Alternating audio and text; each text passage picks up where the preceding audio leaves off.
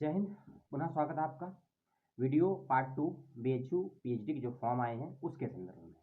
पहला वीडियो आपने देखा पार्ट 1 को, उसमें सीटों की संख्या कितनी है, क्या इंपॉर्टेंट उसकी डेट्स हैं, ये आपको मालूम चल गया है उसके बारे में। और अगर नहीं देखा है जिन्होंने वीडियो, उसको जाके देख लीजिएगा चैनल पर विजिट करके। अब बात करेंगे रूल्स एंड रेगुलेशन की। कौन से ऐसे नियम कानून हैं जिनका हमको ध्यान रखना है बीएचयू का फॉर्म भरते वक्त में। और अगर आप इस नियम से परिचित नहीं होंगे तो आपका फॉर्म रिजेक्ट भी हो सकता है और आपको हो सकता है दोबारा फॉर्म भरने का मौका भी ना मिले। और ऐसे कौन से बच्चे हैं जो एग्जाम्प्टेड कैटेगरी में हैं इस साल, क्योंकि जब से 27 मार्च 2024 का वो नॉर्म्स आया है यूजीसी का, उसको लेकर बच्चे बड़े परेशान हैं कि उनका अगर नेट जेआरएफ जून 2024 में हुआ है तो वो क्या करेंगे या क्या नहीं करेंगे। वो सारे सवालों के जवाब इस वीडियो में आपको मिल जाएंगे। और एक और सवाल महत्वपूर्ण आपकी तरफ से हो सकता है और ये आया भी है ईमेल के माध्यम से इस वीडियो को शूट करने से लगभग आधा घंटा पहले, जिसमें पूछा गया है कि एक विद्यार्थी जो नॉट नेट और जेआरएफ दोनों क्वालिफाई है तो वो कौन सा फॉर्म भरे और कितने फॉर्म भर सकता है। इन सारे सवालों के जवाब इस वीडियो में आपको मिलेंगे। वीडियो को लास्ट तक देखिएगा। अपने सवाल, जिज्ञासाएं, डाउट जो भी कुछ हो कमेंट बॉक्स में पूछ लीजिएगा। आपके पास भी कोई विचित्र सा सवाल है जो आपको परेशान किए हुए है और आपके दिमाग को परेशान कर रहा है तो कमेंट करके पूछ लीजिएगा। परेशानी का समाधान ही उसका समाधान हो सकता है, सवालों से जूझना समाधान नहीं होता है। साइकोलॉजी का टर्मिनोलॉजी।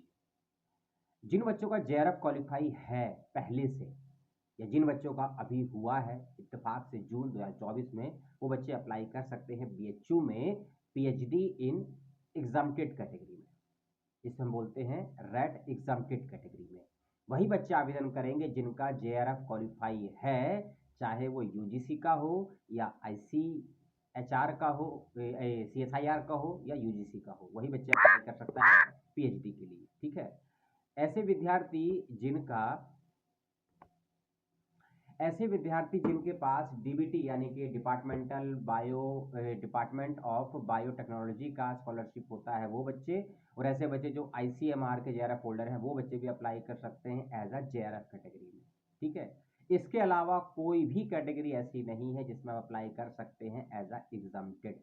ठीक है। केवल इसी 3 कैटेगरी को, डीबीटी, आईसीएमआर और यूजीसी सीएसआईआर का जो जेआरएफ है जिनके पास, वही अप्लाई करेंगे एग्जाम्प्टेड कैटेगरी में। इसके अलावा सभी को फॉर्म भरना पड़ेगा रेड कैटेगरी में। ठीक है। और रेड के लिए भी जो नेट वाला कॉलम है उसके अंदर भी 3 कैटेगरी आ गई है ना, जो नए नॉर्म्स के अकॉर्डिंग। कैटेगरी 1 ओनली जेआरएफ, और हाँ जिनका जेआरएफ है ना उनके पास ये भी ऑप्शन है कि वो 2 फॉर्म भी भर सकते हैं, एक एंट्रेंस के बेस पर और एक डायरेक्ट इंटरव्यू के बेस पर, लेकिन सीट तो एक ही मिलेगी आपको। तो ये अब आपको देखना है कि अगर आपको अपने भरोसा है तो एक ही तरीके से 100% लगा दीजिए या फिर 2% से लगा दीजिए, 2 प्रकार से, ये आप पे डिपेंड करता है। लेकिन सीट खराब मत करिएगा, ये मेरी आपको सलाह, सजेशन और रिक्वेस्ट तीनों ही है। अब वो बच्चे जिनको एंट्रेंस के बेस पर ही जिनका सिलेक्शन होना है और एंट्रेंस देना पड़ेगा जिन बच्चों को, अब ऐसे बच्चे भी ध्यान से सुन लेंगे जिनको फॉर्म भरना है। जिन बच्चों का जेआरएफ क्वालिफाई वो फॉर्म भर सकते हैं रेड कैटेगरी का। जिन बच्चों का जेआरएफ तो हुआ है लेकिन असिस्टेंट प्रोफेसर के लिए भी उनका चयन हुआ है, और ऐसे बच्चे जिनका असिस्टेंट प्रोफेसर एंड पीएचडी के लिए हुआ है कैटेगरी 3 में, और जिनका नेट क्वालिफाई है वो भी। हाँ, जून 2024 से पहले जिनका नेट क्वालिफाई है वो बच्चे आवेदन नहीं कर सकते इस एग्जाम्प्टेड वाली कैटेगरी में भी और रेड कैटेगरी में भी। अब आप कहेंगे हमारा तो पहले से नेट हो रखा था। अब जो नए नॉर्म्स आए हैं, क्योंकि नॉर्म्स बदल गए हैं, अक्टूबर 2020 का मेरा वीडियो है, लगभग 4 साल पहले का, और वो फेसबुक पर है जब मैं लाइव करता था, जब नया नया चैनल बनाया था। ठीक है।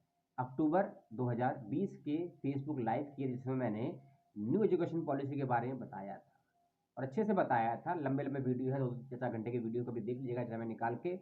उसमें मैंने बताया था कि भविष्य में कैसे ये हेफा, हायर एजुकेशन स्टडी वो जो बोर्ड बनाया गया है हेफा, ये कैसे शिक्षा को बर्बाद करेगा। और उसी का नॉर्म्स ये है कि जिन बच्चों का नेट अगर जून 2024 से पहले हुआ है वो बच्चे आवेदन नहीं कर सकते, ना ही दिल्ली विश्वविद्यालय में, ना ही बीएचयू में, और जेएनयू में तो अब रिजल्ट आने लग गया है। ठीक है। तो अब जिनका पहले से नेट हो रखा है यहाँ पढ़ा सकते हैं, आप यूनिवर्सिटी में, कॉलेज पढ़ा सकते हैं, अब पीएचडी में अप्लाई नहीं कर सकते हैं। अगर आपका नेट क्वालिफाई है जून 2024 का तो ही आवेदन कर सकते हैं, इसका ध्यान रखिएगा। ठीक है। एक और चीज, इसके अलावा सभी को फॉर्म भरने की आज़ादी नहीं है। जिनके पास जेआरएफ नहीं है, जिनके पास नेट नहीं है, जिनके पास कोई सेट नहीं है, एमफिल नहीं है, वो बच्चे भी आवेदन नहीं कर सकते हैं, इसका ध्यान रखिएगा। ठीक है। हाँ, जो एमफिल का कोर्स होता था वो बंद कर दिया है बीएचयू ने इस साल से, इसका ध्यान रखिएगा। और एक बच्चा एक से अधिक फॉर्म भर सकता है, लेकिन 3 कंडीशन है उसकी। पहली कंडीशन ये है, अगर आपने एक से अधिक सब्जेक्ट में अप्लाई करा और आपके यदि दोनों सब्जेक्ट का एंट्रेंस या इंटरव्यू एक ही दिन हो गया, तब आप क्या करेंगे? तब आपको एक को ड्रॉप करना पड़ेगा, एक को छोड़ना पड़ेगा। अगर आप ये सोच रहे हैं कि बीएचयू से हम फ़ोन पे, ईमेल से या फिजिकल मोड पर उनसे मिले, बातचीत करें कि हमारे 2 एग्ज़ाम एक ही दिन पड़ गए हैं, एग्ज़ाम की शिफ्ट को आगे पीछे कर दीजिए, ऐसा कोई प्रावधान नहीं है। ये आपका स्वयं का डिसीजन है।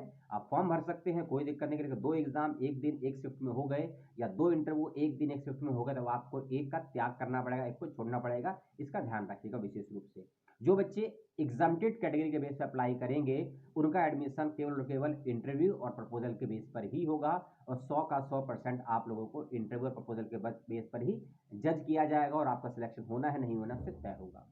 जो बच्चे एंट्रेंस देकर, इंटरव्यू देकर चयनित होंगे, उनको 30% का इंटरव्यू एंड प्रपोजल फेस करना पड़ेगा और 70% का उनका होगा एंट्रेंस का स्कोरिंग मार्क्स, इसका ध्यान रखिएगा। और एंट्रेंस क्वालिफाई मार्क्स रखा गया है 50% का जर्नल के लिए, और ईडब्ल्यूएस के लिए, ओबीसी के जनरल के लिए 50 है और अदर्स के लिए 45% रखा गया है, ठीक है ना।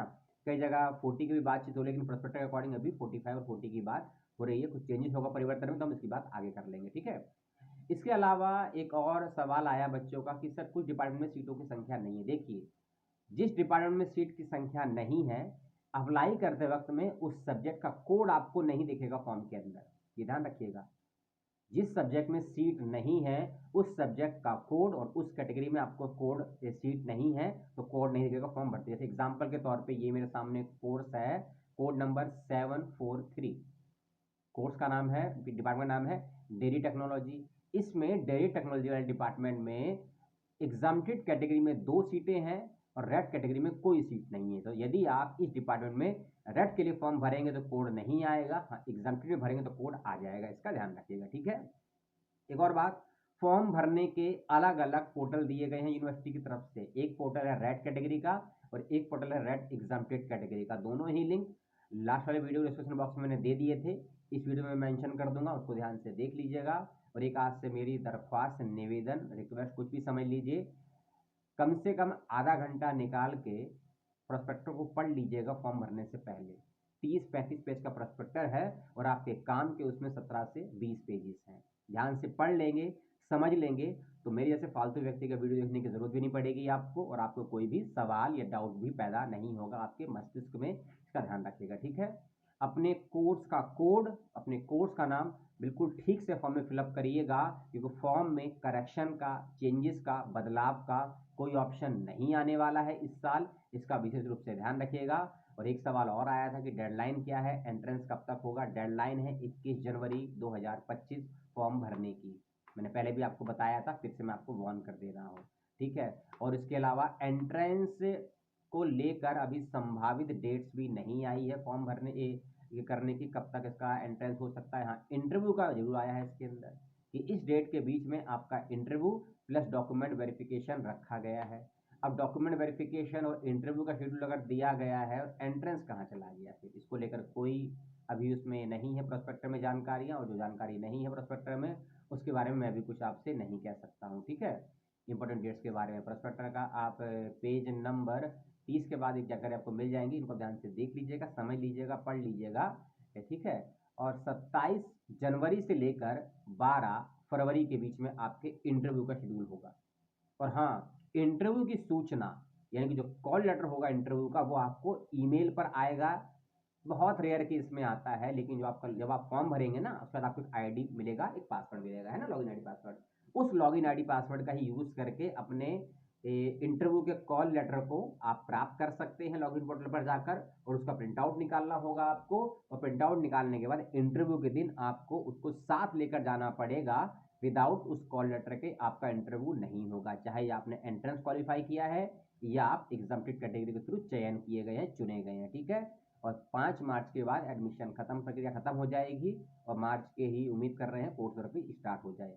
एंट्रेंस किस डेट में होगा रेट वालों का, उसको लेकर अभी कोई जानकारी नहीं है वेबसाइट में, लेकिन मेरा अनुमानता है वो यही है कि फॉर्म भरने के बाद में विद इन 7 and 10 डेज में आपका एंट्रेंस हो ही जाना चाहिए, क्योंकि फरवरी में फिर इलेक्शन है दिल्ली में, यूपी में नहीं है, ठीक है। उसको लेकर घमासान लगा रहेगा।